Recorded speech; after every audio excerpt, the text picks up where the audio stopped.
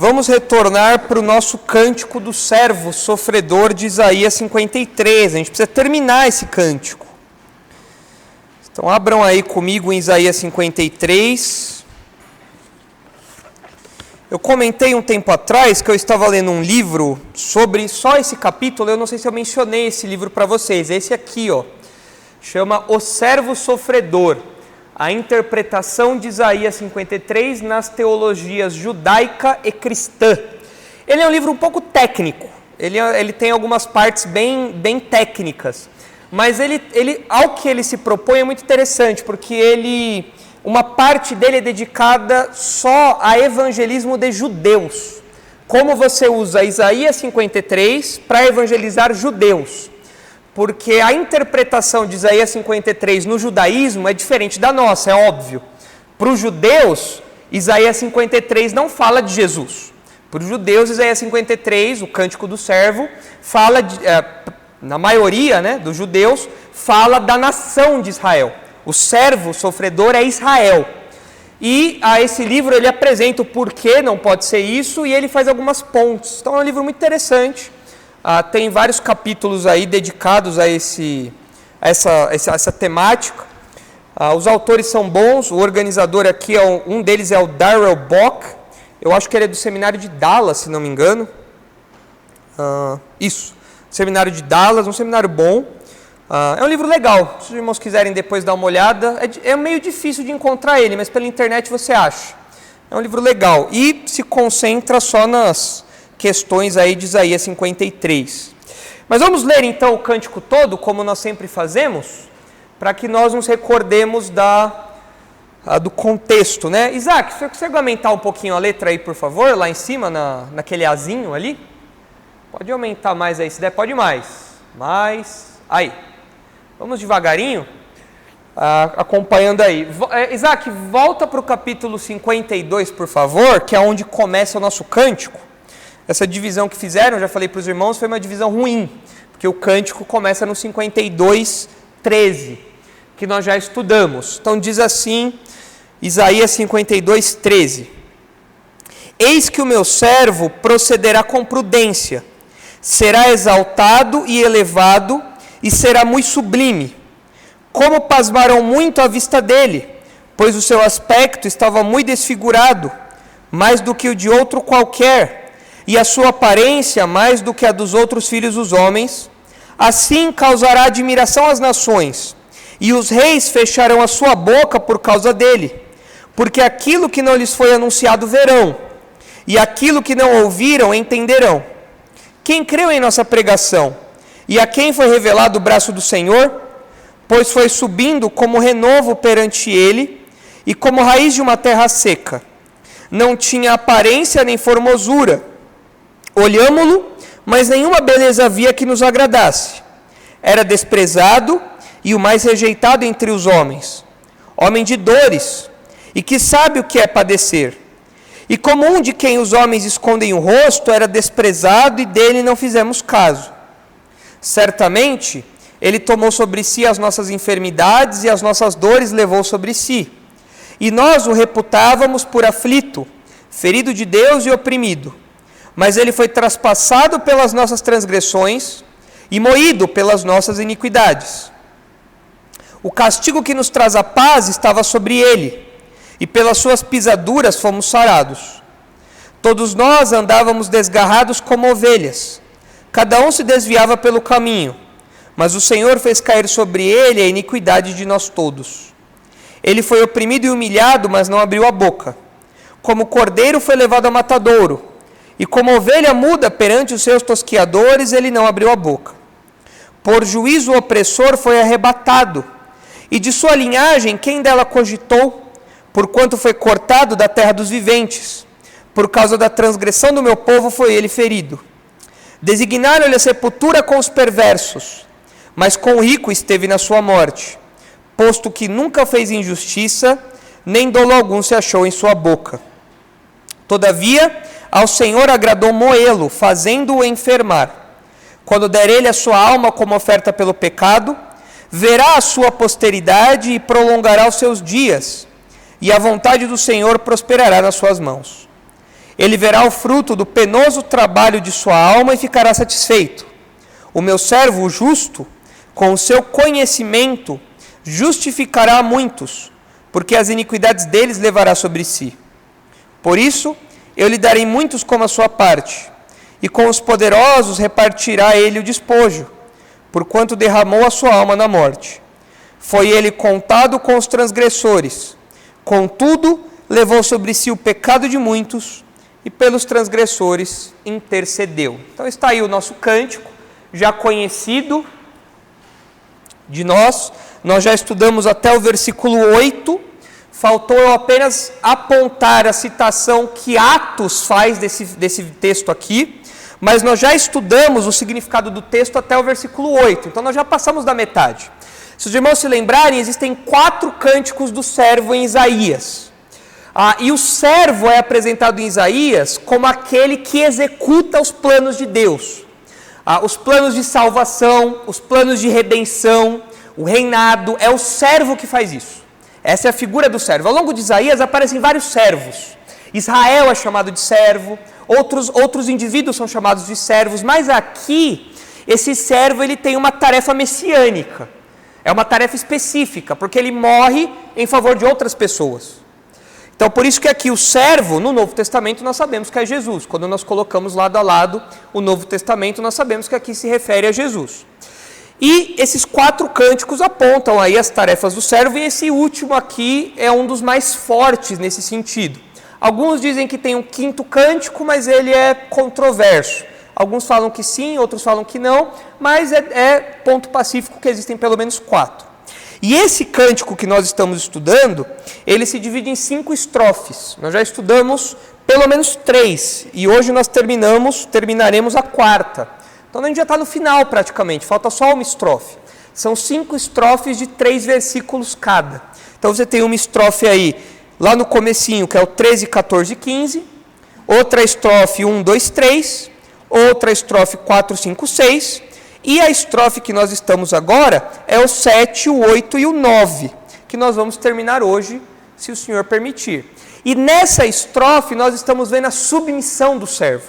Nós já vimos o sofrimento do servo, nós já vimos o sucesso do servo, a garantia de sucesso, já vimos muita coisa, já vimos o aspecto sacrificial do servo, o servo morre em lugar do povo, em lugar dos pecadores. Tudo isso nós já vimos nas estrofes anteriores, inclusive na que nós estamos agora.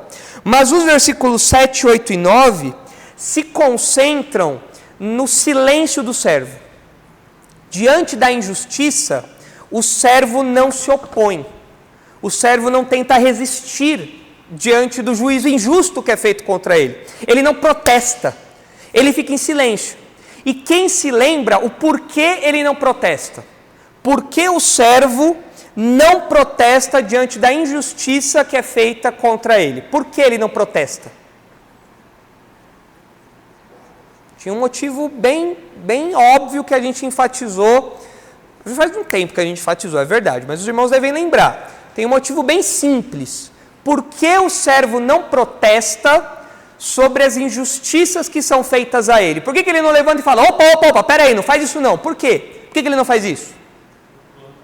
Porque é o plano, exatamente. Foi traçado. Todas essas injustiças estavam dentro desse plano. Nada fugiu do controle de Deus. O servo não perdeu o controle de nada. Ele está continuando sujeito àquilo que foi traçado lá atrás. E, surpreendentemente, esse sofrimento faz parte dessa jornada, e é isso que garante o sucesso.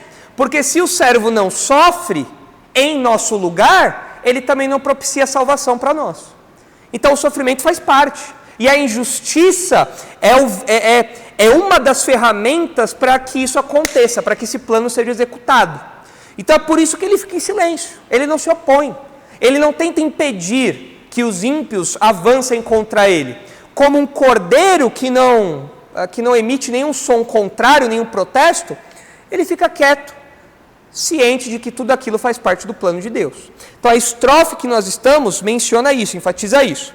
E o versículo 8 diz assim, vamos ler desde o 7, que é a estrofe que nós estamos aí, olha lá. Ele foi oprimido e humilhado, mas não abriu a boca. como o cordeiro foi levado ao matadouro, e como ovelha muda perante os seus tosqueadores, ele não abriu a boca. Foi engraçado que quando eu mencionei nós estudamos esse versículo, eu falei que Deus é muito didático, e que desde o começo da história, Deus criou alguns símbolos, imprimiu alguns símbolos na criação de verdades teológicas, de verdades espirituais. E a mansidão do cordeiro é uma delas. O cordeiro, que foi usado amplamente aí no sistema sacrificial judaico, a mansidão dele é algo que desde Gênesis a gente vê ali algo pacífico, que não se opõe. E eu achei engraçado porque alguns dias depois, eu e o Pedro dos jovens, Pedro Potter, nós estivemos num jantar onde foi servida carne de cordeiro. E aí eu falei, no culto eu falei assim, toda vez que vocês comerem carne de cordeiro, vocês vão lembrar de Isaías 53 agora. E eu estava lá comendo a carne de cordeiro, eu nem lembrei de Isaías 53. Pastor não lembrou da coisa. Mas aí o Pedro olhou, me chamou, eu lembrei. Carne macia do cordeiro. Eu falei, é verdade, tá aí, ó. Ele certamente, quando aquele cordeirinho foi abatido, ele não levantou qualquer protesto. Ele não fez nenhum barulho, nada do tipo. Ele simplesmente aceitou o seu destino, como a figura que acontece. Então, como ovelha muda perante os seus tosqueadores, ele não abriu a boca.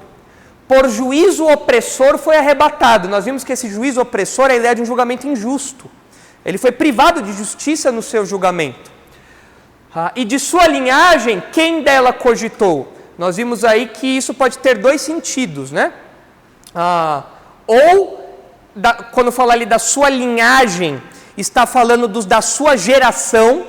Então ninguém da sua geração ligou para ele, ou ninguém ligou sobre ele não ter descendentes, sobre ele não deixar descendentes. Podem ter esses dois sentidos aí. O fato, seja um ou outro, é que ninguém esteve nem aí. Ninguém se importou ao ponto de tentar parar aquela injustiça. Ninguém fez isso. Eles, pelo contrário, incentivaram que aquilo acontecesse. Porquanto foi cortado da terra dos viventes, foi morto. Uma morte violenta. Por causa da transgressão do meu povo, foi ele ferido. E nós paramos aí, nós não entramos no 9. E eu falei para os irmãos que o versículo 8, os versículos 7 e 8, são citados num capítulo muito importante de Atos, que é Atos 8. Vamos lá ler esse texto, para a gente fazer as devidas relações aí, né? Atos 8, 26. É o episódio de Filipe do eunuco. Nós já estudamos esse texto com o pastor Marcos pela manhã, quando estudávamos Atos. Então, quem não teve a oportunidade de acompanhar em detalhes essa exposição, pode ver aí no YouTube, tem tudo ali detalhado. Mas nós vamos ver por cima esse episódio, porque é esse texto que é citado, Isaías 53, 7 e 8. É exatamente esse texto que o etíope está lendo na carruagem. Olha lá o que diz.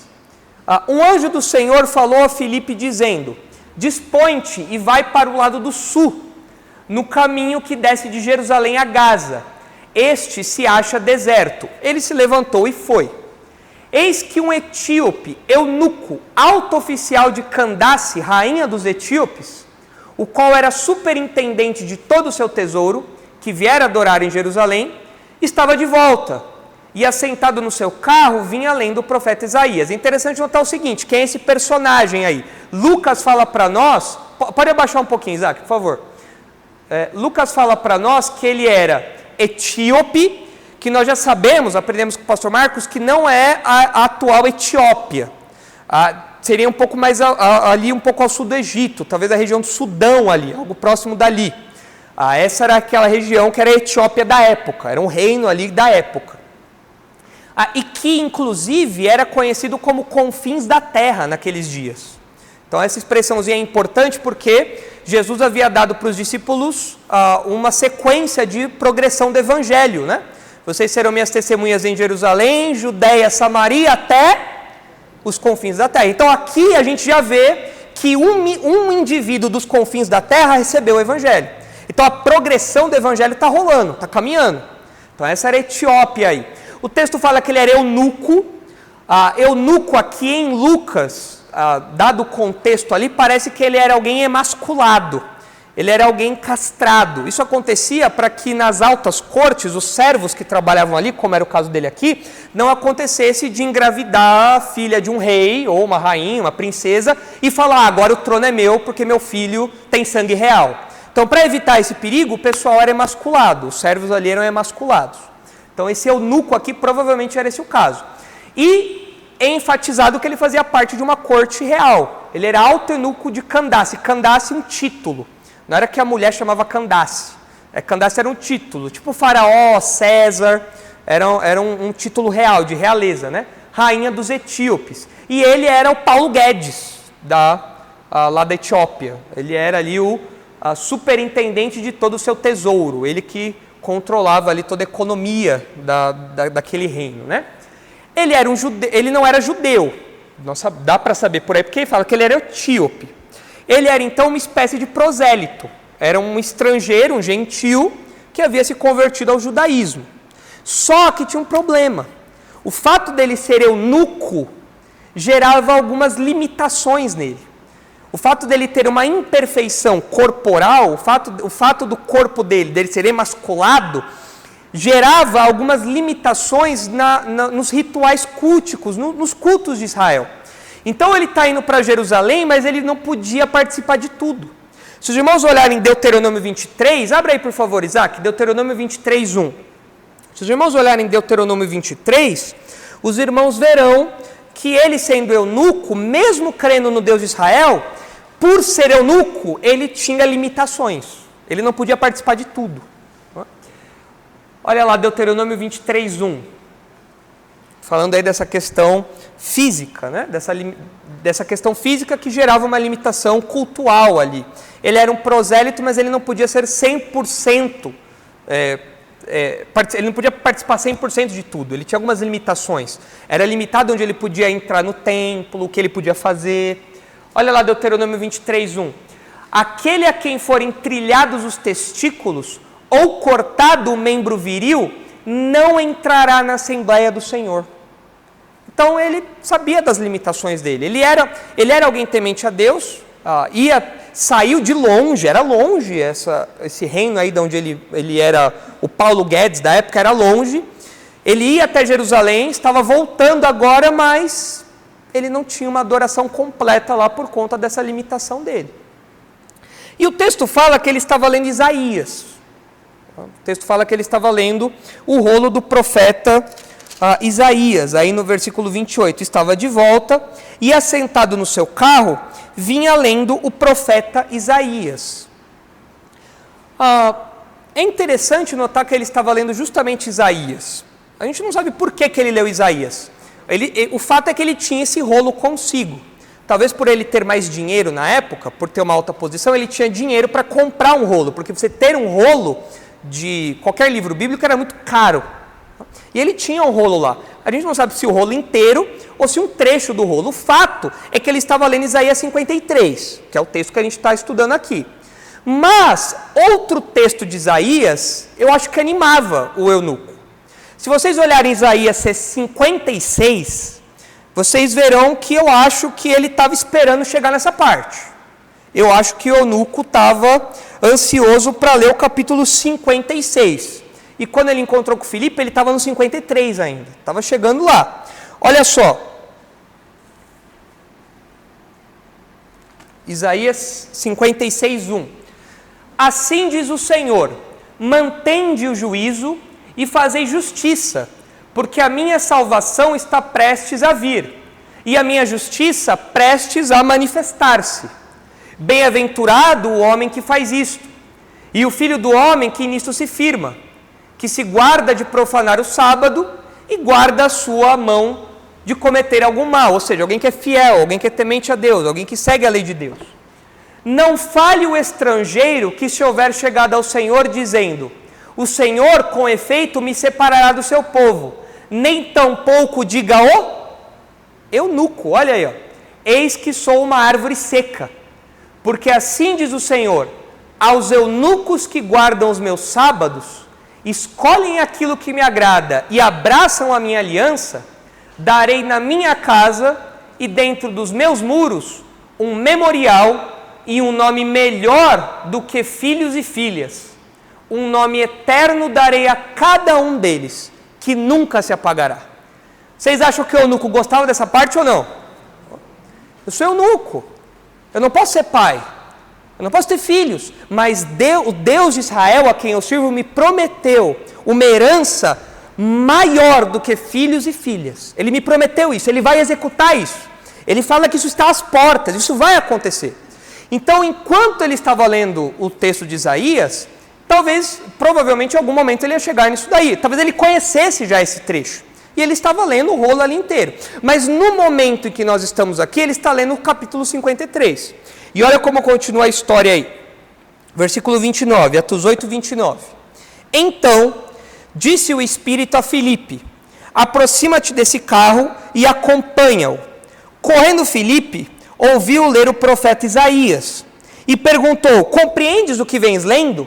Então, provavelmente aqui o carro era talvez carros puxados por bois, talvez, algum animal do tipo, de modo que o Filipe conseguiu acompanhar por um tempo e ouvir o que o eunuco estava lendo. Era comum naquela época você ler em voz alta. Então, talvez a gente não sabe se alguém estava lendo para o eunuco, mas acho que aqui era o eunuco mesmo lendo. Ele estava lendo o rolo lá de Isaías, o Filipe ouviu e perguntou, você está entendendo o que você está lendo? Ele respondeu, como poderei entender se alguém não me explicar? E convidou Filipe a subir e a sentar-se junto a ele. Possivelmente vendo que Filipe era um judeu, de alguma maneira, falou, eu acho que um judeu pode me ajudar a entender melhor o que esse texto está dizendo. Então o Filipe sentou lá e começou a explicar para ele. E o versículo 32 entra em Isaías 53. Ora, a passagem da escritura que estavam lendo era esta. Foi levado como ovelha ao matadouro, e como um cordeiro mudo perante o seu tosqueador, assim ele não abriu a boca. Na sua humilhação, lhe negaram justiça. Quem lhe poderá descrever a geração? Porque da terra a sua vida é tirada. Então o eunuco disse a Filipe, peço-te que me expliques a quem se refere o profeta. Fala de si mesmo ou de algum outro? Notem a pergunta que ele faz aqui. E é uma pergunta compreensível, porque o texto de Isaías 53 isolado é um texto difícil de você entender. Peraí, quem é o servo aqui? Quem é essa pessoa que está morrendo? Quem é essa pessoa que está sofrendo? Talvez o eunuco tenha se identificado. Poxa, é alguém que sofre também. É alguém que é humilhado também. É alguém que é rejeitado também. Eu sinto isso também. Por conta da minha situação, eu me sinto deslocado, eu me sinto rejeitado. Quem é essa pessoa aqui? O profeta está falando dele ou de outra pessoa? E essa pergunta é uma pergunta que ecoa ainda hoje, porque as discussões em torno do sentido desse servo, da identidade desse servo, continuam. Como eu falei para vocês, os judeus acreditam que esse servo não é Jesus. Para os judeus, esse servo aqui é Israel, ou no máximo o remanescente fiel. Aqueles que no meio da nação permanecem fiéis a Deus. Só que isso esbarra em algumas dificuldades. Como é que pode Israel morrer por outras nações? Como é que pode Israel morrer? Como é que isso acontece? A linguagem é muito forte do texto, é muito pessoal. Ele morre em favor de outra pessoa. Como que pode isso acontecer? Então os judeus, para compensar isso, eles fazem algumas mudanças na tradução. Eles ajustam ali algumas traduções. Algumas até possíveis, mas que você fala, é muito forçado você colocar isso aqui. Não dá, não casa. Mas para o judeu, isso daqui é Israel, o povo, ou é o remanescente fiel. Tá? Agora, para Filipe, quem que é o servo aqui? É Jesus. Tanto que ele continua, olha só. Então, o eunuco disse a Filipe, peço-te que me expliques a quem se refere o profeta. Fala de si mesmo ou de algum outro? Então Filipe explicou. E começando por esta passagem da Escritura, anunciou-lhe a Jesus. Então ele pegou aquela conexão ali e falou, daqui ele puxou a linha e começou a costurar. Lá existe alguém que era prometido de vir lá atrás, que salvaria o povo, alguém que sofreria pelos pecados. Esse alguém é Jesus. Então Filipe segue aqui esse roteirinho e fala a respeito de Jesus. Então, para Filipe, na verdade, para os cristãos, primeiros cristãos, isso era ponto pacífico, porque o próprio Jesus se refere a si como servo em alguns momentos. Então isso era fácil. Quem é o servo de Isaías 53? Jesus. Não tem dificuldade. E o Filipe então explicou isso para o eunuco. E a sequência do texto diz assim: seguindo eles caminho fora, chegando a certo lugar onde havia água, disse o eunuco: eis aqui água, que impede que eu seja batizado? Dá um pouco de dó do eunuco aqui. Por que ele faz essa pergunta?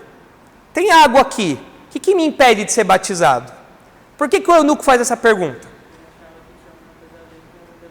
Porque sendo alguém que frequentava o judaísmo, os cultos judeus, e sabendo das suas limitações, o que ele pensou? Quer ver? Eu não vou poder me batizar aqui também. Vai ter alguma limitação aqui. Ele arriscou, né? Falou, tem água ali. O que me impede de ser batizado? Tem alguma limitação para o meu batismo? Aí Filipe falou o quê? Não, de modo nenhum. Olha aí a sequência. Filipe respondeu: é lícito se crês de todo o coração. E respondendo ele disse: creio que Jesus Cristo é o Filho de Deus. Então mandou parar o carro, ambos desceram a água e Filipe batizou o eunuco.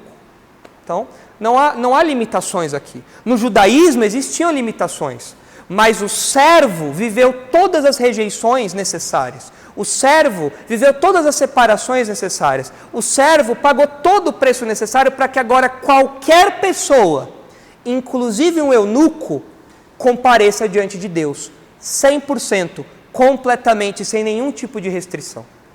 E essa é a fé cristã. Um eunuco, hoje, ele pode ser alguém que recebe todos os benefícios da salvação como uma pessoa com corpo saudável, normal? Sim. Tem algum tipo de limitação para ele no campo da fé? Existe uma fé para o eunuco, uma fé para uma fé para outra? Existe isso? Existe uma fé para o rico, para o pobre, uma fé para o escravo, uma fé para o empresário, uma fé para o negro, para o branco? Existe algum tipo de... Não existe. Todas essas restrições, todas essas divisões, judeu, gentil, escravo, livre, eunuco, não eunuco, tudo isso no cristianismo desaparece. O eunuco, que era alguém que tinha restrições, era alguém identificado por suas restrições, por suas limitações, ele é batizado como qualquer outro cristão é, normal. E isso é muito importante porque o interesse de Lucas é mostrar exatamente isso. Ele quer mostrar que o evangelho está disponível para todos. Vocês se lembram para quem Lucas escreve o volume 1 e volume 2 de Lucas Atos? É um livro de 2 volumes, né? Uma história de 2 volumes. Para quem ele escreve essa história? Teófilo. Provavelmente alguém que não era judeu. E por que para Teófilo era importante saber que a salvação estava disponível não apenas para os judeus? Porque ele não era judeu. Então, Teófilo, o evangelho está disponível para você também. Assim como está disponível para o eunuco aqui. Chegou nos confins da terra. O eunuco levou o evangelho para os confins da terra. E agora todo mundo pode se beneficiar do que o servo sofredor fez. O que o servo sofreu beneficiou o eunuco. E aí o texto continua falando, né, que a Filipe depois vai embora, né, mas o versículo 39 diz: quando saíram da água, o Espírito do Senhor arrebatou a Filipe, não o vendo mais o eunuco. E este foi seguindo o seu caminho, cheio de júbilo, alegre. Agora eu não preciso mais ter limitações na minha aproximação de Deus. Por meio da obra do servo, está tudo resolvido. Acesso completo a Deus. Então, a citação feita aqui é muito importante, é muito útil, até mesmo para o evangelismo nosso, quando nós evangelizamos alguém.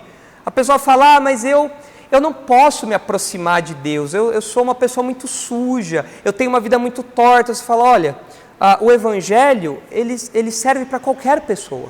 Qualquer pessoa é alcançada pela graça de Deus.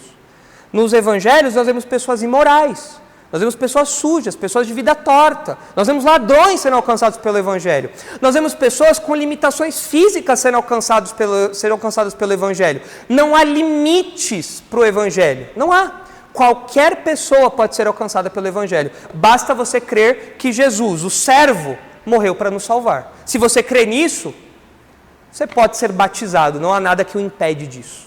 Não há nada que o impede de se identificar com o servo. Então, com isso, nós fechamos o versículo 8, certo? De Isaías 53. Entenderam a citação aí? Não é difícil, né? Ela é bem contextualizada, não é muito difícil de entendê-la. Mas vamos caminhar agora para o 9 para a gente terminar essa estrofe, bem rapidamente aí. Diga, Tiago.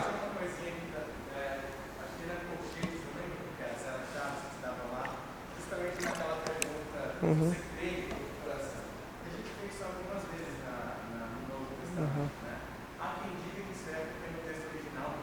Isso. É uma questão de crítica textual. Todas as vezes que aparece colchete nas nossas traduções, há um debate se aquele trecho está nos originais ou não. Então, o trabalho do crítico textual é pegar cada palavrinha, cada versículo e ver se aquilo corresponde ao original baseado nas cópias. Então, você tem vários critérios. A antiguidade da cópia, a família da cópia, ou seja, o grupo do qual a cópia faz parte, a quantidade. Então, são vários fatores. Como tem esse debate em cima de algumas porções, não são muitas porções, mas tem um debate em algumas porções. Então, as nossas Bíblias, elas colocam entre colchetes, indicando, olha, alguns dizem que isso aqui não estava no original. E pode ser que não esteja mesmo. Tem algumas porções que estão entre colchetes que eu acredito que não estejam no original. Aí não tem problema, porque isso não compromete em nada a nossa teologia, isso não compromete em nada a integridade bíblica, e muitas vezes essas inserções que são feitas, elas não são feitas para distorcer o texto. O pessoal pensa o quê?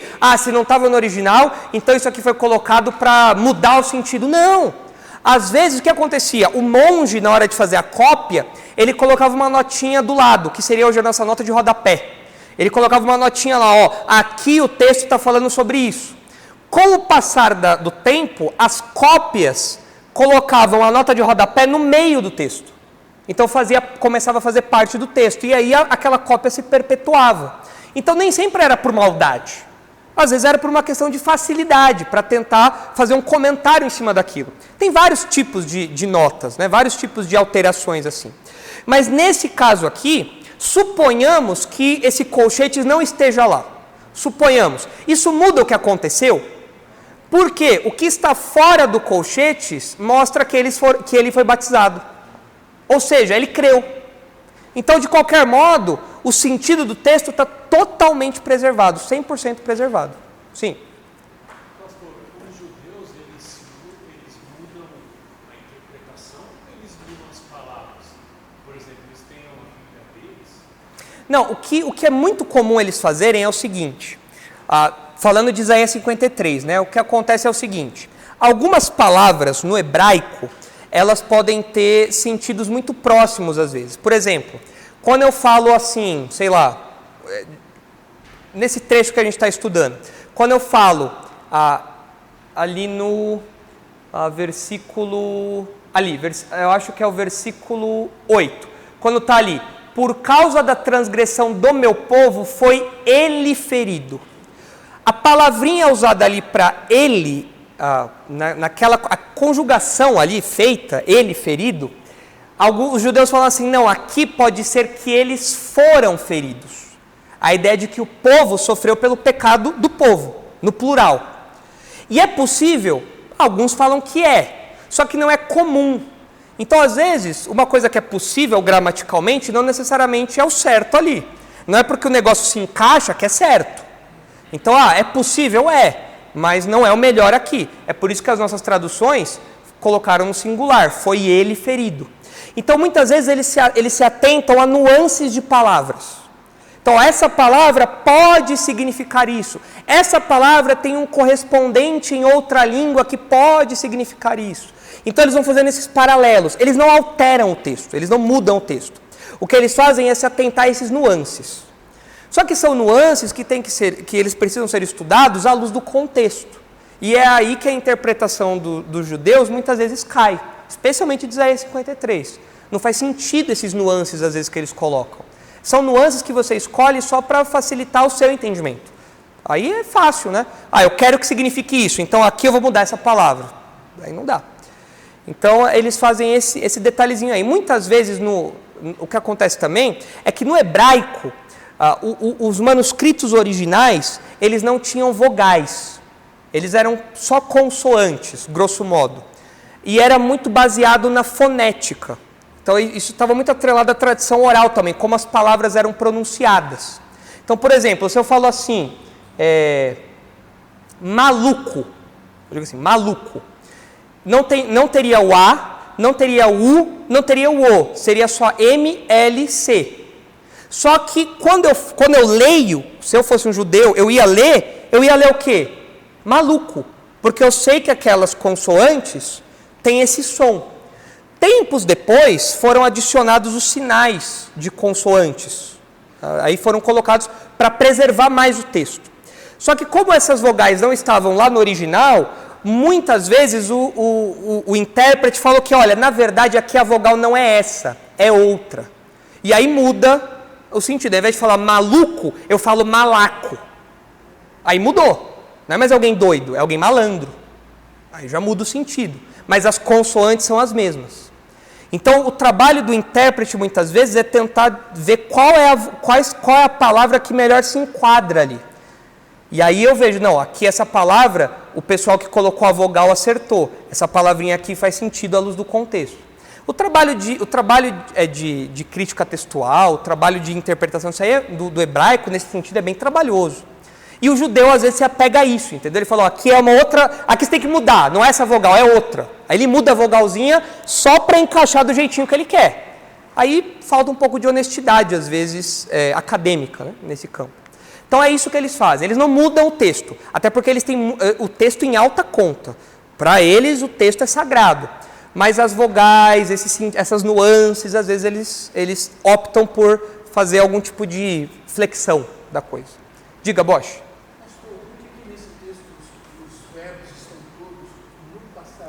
No passado? Ele foi outro, ele foi isso. Qual é a didática? O que o profeta quis registrar?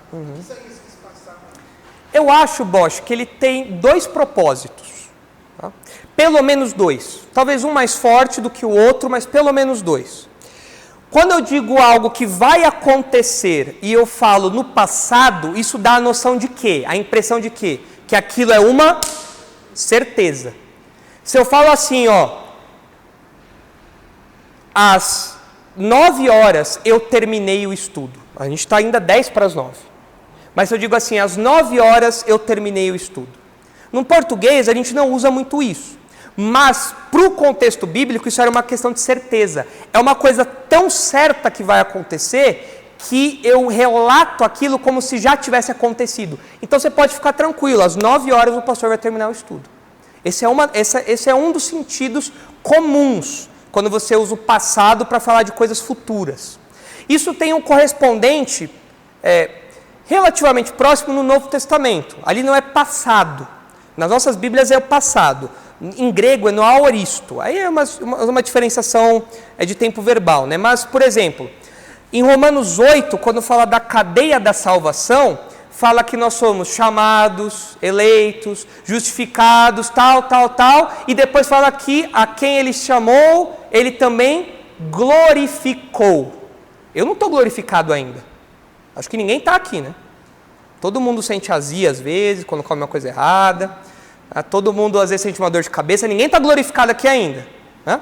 Mas por que o verbo lá nas nossas traduções está no passado? Por que Paulo empregou ali o aoristo para se referir a uma ação que ainda não aconteceu, mas que parece que já aconteceu? Ele relatou como se já tivesse acontecido. Por quê?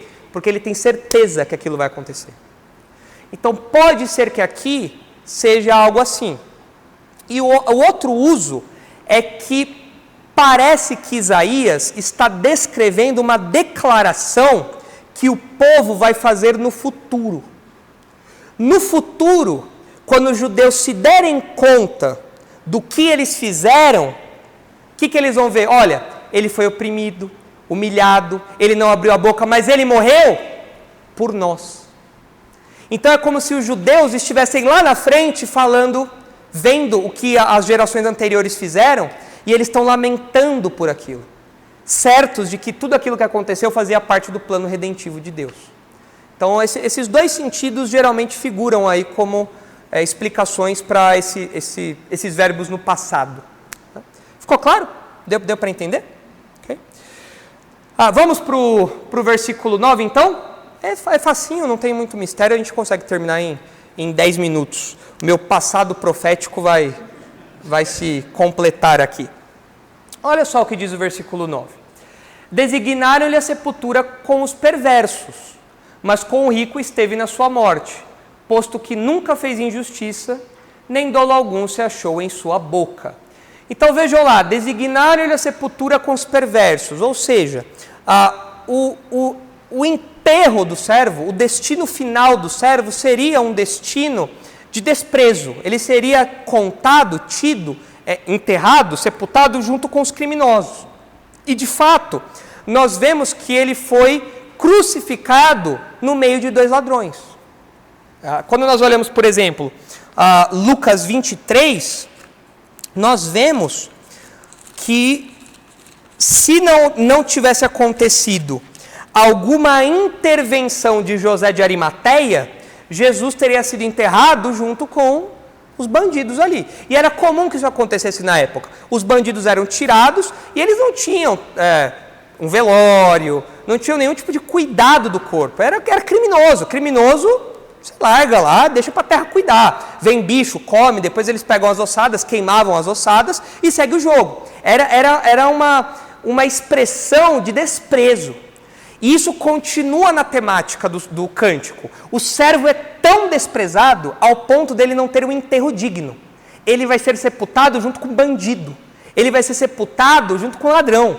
Ele é extremamente desprezado. E ele foi crucificado no meio de 2 bandidos, no meio de 2 ladrões. Olha lá, Lucas 23, versículo 33, olha só. Quando chegaram ao lugar chamado Calvário, ali o crucificaram, bem como aos malfeitores, um à direita, outro à esquerda. Agora olha aí o versículo 39. Um dos malfeitores crucificados blasfemava contra ele, dizendo: não és tu o Cristo? Ou seja, você não é o Messias? Salva-te a ti mesmo e a nós também.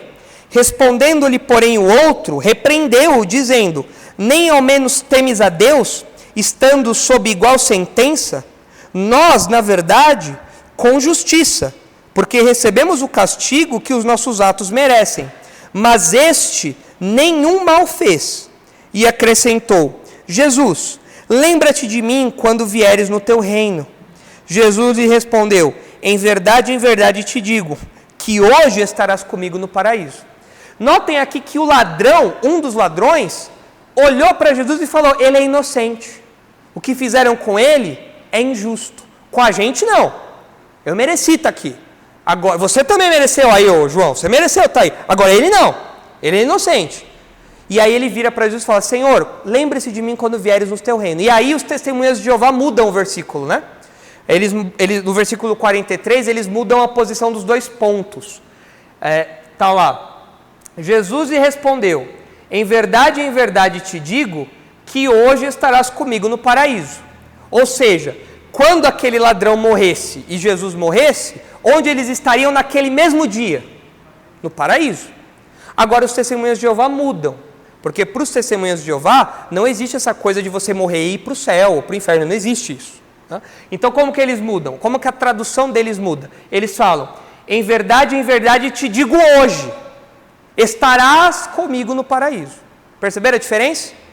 Agora, imagine você lá crucificado, tendo que tomar ar para falar qualquer palavra ali, e aí Jesus fala: em verdade te digo hoje. Aí o ladrão: ufa, ainda bem que o senhor não me falou amanhã. Não faz sentido, é óbvio que Jesus estava falando hoje. Qual que é a lógica disso, né? O que Jesus estava querendo falar? Fica tranquilo, hoje você vai estar comigo no paraíso. Quando você fechar os olhos aqui, você vai abrir os olhos comigo no paraíso, e eu estarei lá. Então você percebe que um dos bandidos, um dos ladrões, se converteu. Um dos ladrões se arrependeu. Né? Mas ele foi crucificado em meio a 2 ladrões, mostrando desprezo. E se não tivesse nenhum tipo de intervenção, ele seria retirado da cruz e seria sepultado ali com desprezo também, junto com os malfeitores também, como era o destino de todos os outros malfeitores. Mas o texto mostra uma mudança. Olha o que o texto diz, Isaías 53, lá o 9, ó. Designaram-lhe a sepultura com os perversos, humilhação, desprezo. Mas com o rico esteve na sua morte. Que rico é esse aqui? José de Arimateia. A gente sabe disso. Tem algumas pessoas que tentam mudar, tentam dar uma outra interpretação para esse texto aqui. Eles falam que rico aqui é um sinônimo de ímpio. É alguém que enriquece ilicitamente. Então é um paralelo. Eles designaram a sepultura com os perversos e com o rico ímpio, ele esteve quando morreu, no meio dos bandidos lá. Mas não é a melhor opção. A melhor opção é entender como as nossas traduções trouxeram. Há uma mudança aqui. Ele foi sepultado com os perversos, mas surpreendentemente algo aconteceu. Ele não foi enterrado com os bandidos, ele foi enterrado com o rico. Olha o que diz lá, a gente vê isso em João 19. Olha a intervenção aí. Isso tem em todos os evangelhos, né? Mateus, Lucas, João. Mas vamos ver o relato de João, João 19.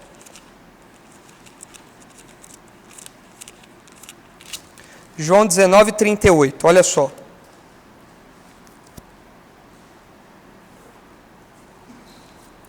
Depois disto, José de Arimateia, que era discípulo de Jesus, ainda que ocultamente, pelo receio que tinha dos judeus, rogou a Pilatos lhe permitisse tirar o corpo de Jesus. Pilatos lhe permitiu. Então foi José de Arimateia e retirou o corpo de Jesus. E também Nicodemos, aquele que anteriormente viera ter com Jesus à noite, foi, levando cerca de 100 libras de um composto de mirra e aloés, para preparar o corpo, para perfumar o corpo, né? Meio que tipo de embalsamamento ali do corpo, né? Para deixar o corpo ali pronto para ser sepultado. Tomaram, pois, o corpo de Jesus e o envolveram em lençóis com os aromas, como é de uso entre os judeus na preparação para o sepulcro.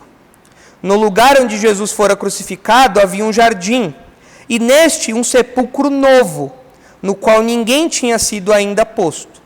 Ali, pois, por causa da preparação dos judeus e por estar perto do túmulo, depositaram o corpo de Jesus. E quando nós vemos os outros evangelhos, nós descobrimos que esse túmulo era um túmulo novo, nunca usado, e pertencia a José de Arimateia, que, ao que tudo indica, era um homem de posses. Tinha lá esse túmulo num jardim, sendo um homem de posses ali. E há uma mudança aqui, então. Por quê? Prestem atenção na mudança. Aqui, no cântico, começa a haver uma outra direção. Porque até agora o servo está só apanhando, só sendo humilhado. Agora começa a mudar a coisa. Porque agora, o servo que... Volta lá, por favor, Isaac, em Isaías 53, ali, ó. O servo que ia ser enterrado com os malfeitores, ele é sepultado numa sepultura de rico. Ele, que não era para ter nenhum tipo de cerimônia de sepultamento, ele tem todo um cuidado. Vai lá Nicodemos, José de Arimateia, leva um perfume de sepultamento, era caro naquela época, prepara o corpo, coloca os lençóis. Aquele que era desprezado, que deveria ser desprezado até no seu enterro, agora ele tem um enterro digno. E por que isso é importante? O texto fala, posto que nunca fez injustiça, nem dolo algum se achou em sua boca. Agora a coisa começa a mudar. Todas as pessoas julgaram que ele era culpado e que ele merecia morrer e ter um destino vergonhoso. Mas agora o próprio Deus, no movimento da sua providência, ele fala, não. O meu filho nunca fez nada de errado. O meu filho não pecou. Nada do que o meu filho falou foi enganoso. Ele nunca enganou ninguém. O meu filho, ele não fez injustiça nenhuma. Então ele não terá um enterro indigno. Ele terá um enterro digno. E aqui começa uma espécie de justiça que é feita pelo próprio Deus. Aqui agora a coisa começa a mudar. Aqui agora toda aquela ladeira de desprezo, de escárnio, de injustiça começa a mudar porque o próprio Deus agora designa ali, mexe ali o tabuleiro para que o servo tenha um enterro digno. E é o que acontece nos evangelhos mesmo, como a gente acabou de ver aqui. Então, ele foi justo, ao contrário do que as pessoas pensavam, ele está sofrendo pelos pecados dele. Isso não aconteceu. Ele não sofreu pelos pecados dele. Ele sofreu pelo povo. E Deus honrou isso ali, mostrou isso aí, evidenciou isso ali, dando a ele um enterro digno, dando a ele um sepultamento digno, mudando o rumo do que se esperava, qual era o plano das pessoas ali da época. E assim nós terminamos o versículo 9. Esse trechinho que nós estudamos, os 7, 8 e 9, enfatizam para nós esse silêncio diante da injustiça. O servo não se opôs. E ele morreu no meio da injustiça ali, sendo crucificado entre ladrões, inclusive, como um bandido. Mas ele fez isso para que nós pudéssemos ser salvos. Essa é a mensagem do Evangelho. Ele sofreu a nossa injustiça, nós que merecíamos estar lá entre os bandidos, nós estávamos lá, nós merecíamos estar lá. Mas ele assumiu o nosso lugar para que agora nós pudéssemos ter um relacionamento com Deus de novo. Ele levou a culpa pelos nossos pecados e pagou o preço. Mesmo diante daquela injustiça, foi uma ferramenta para que tudo aquilo que Isaías disse se concretizasse e a nossa salvação chegasse até nós. Então essa é a mensagem do Evangelho. O servo sofredor morreu e agora, por meio da morte dele, nós temos acesso ao Pai. Nossos pecados estão perdoados. Mas esse detalhezinho final aí, essa guinada, essa curva que faz, me traz uma outra aplicação. Nós somos injustiçados aqui hoje, no mundo? Nós somos injustiçados no mundo? O crente padece injustiça no mundo? Haverá um dia em que que esse roteiro do mundo de cometer injustiças com os crentes, haverá um dia em que isso vai mudar? Em que vai haver uma reviravolta?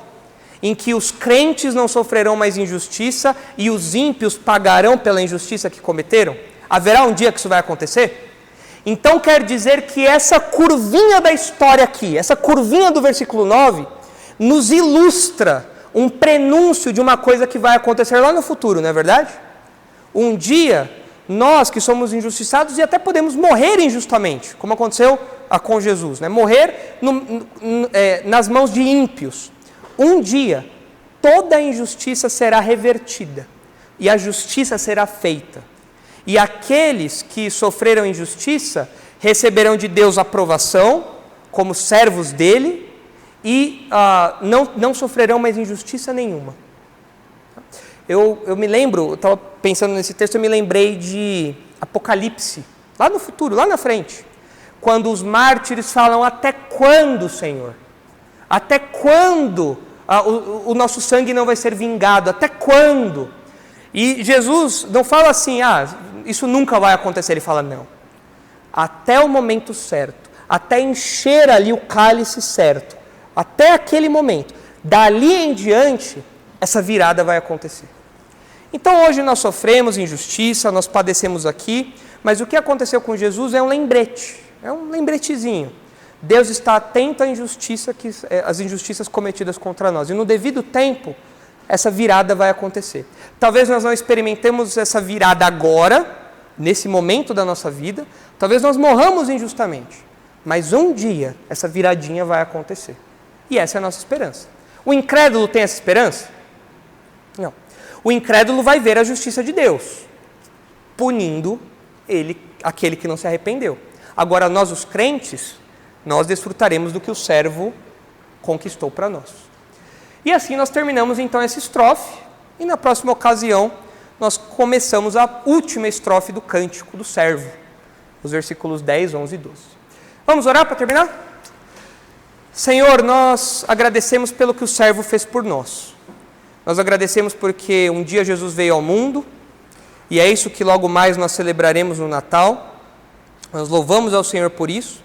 E nós agradecemos porque o servo se fez homem, habitou entre nós e morreu em nosso lugar para nos salvar da condenação eterna, nos salvar da ira eterna. Nós olhamos o relato dos evangelhos, nós vemos o que Isaías disse aqui e nós ficamos profundamente tristes, abalados, impressionados com o sofrimento que o servo padeceu. Mas nós sabemos que esse sofrimento, essa injustiça, nunca foram evidências de que a história tenha fugido do seu controle. Pelo contrário, Pai. Nós sabemos que tudo isso esteve sempre rigidamente debaixo do controle do Senhor. E que foi por meio dessa morte, da morte do servo, que agora nós oramos ao Senhor com certeza de que o Senhor nos ouve, que nós temos comunhão com o Senhor e que nós temos certeza de que um dia toda a injustiça será revertida e toda a justiça prevalecerá. Nós agradecemos ao Senhor pela salvação que há em Jesus Cristo. Nós agradecemos ao Senhor pela salvação que há no servo sofredor. E é em nome dele que nós oramos agradecidos. Amém.